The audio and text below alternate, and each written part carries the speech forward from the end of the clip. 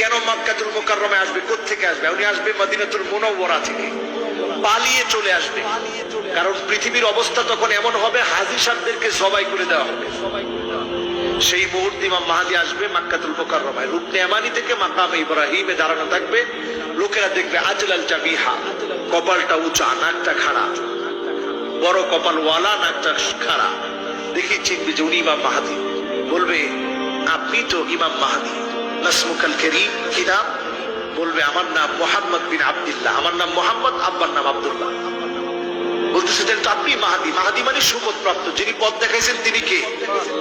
আল্লাহ তাআলা।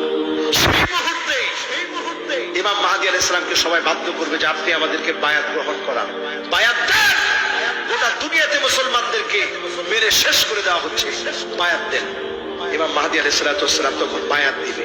ওই যে বায়াত দিবে, বায়াত কখন দিবে? যখন লোকেরা বলবে যদি বায়াত না দেন প্রয়োজনে আপনার গর্দানে আঘাত করব, তারপরেও বায়াত না নিয়ে দূরে যাব না। জোরে কোন আল্লাহু আকবার। আল্লাহু আকবার। তাদেরকে তিনি বায়াত দিবেন তৎক্ষণাৎ বায়াত দেওয়ার পর এই পৃথিবীতে 7 কিংবা 9 বছর, দুইটা রিওয়ায়াত আছে, এই 7 কিংবা 9 বছর তিনি নেতৃত্ব দিবেন। এই সময়ে তিনি যে জায়গাতে যাবেন এবং প্রচুর পরিমাণ মানুষ তখন সফর করবে নাজাতের জন্য, মানুষগুলো হামাগুড়ি দিয়ে হলেও সেদিন সেদিকের দিকে দৌড়াবে ইমাম মাহদী আলাইহিস সালামের বায়াত নেওয়ার জন্য। আজকে দেখেন কোরআনের তাফসীর মাহফিলের দুর্বার আকর্ষণে থেকে কোথায় ছুটে চলে আসেন, সেদিন কি বায়াতের আগ্রহ মানুষের কমে যাবে? কোন সময়টা বুঝতেছেন? একটা আওয়াজ হবে, বিকট আওয়াজ, যে আওয়াজের পরে 70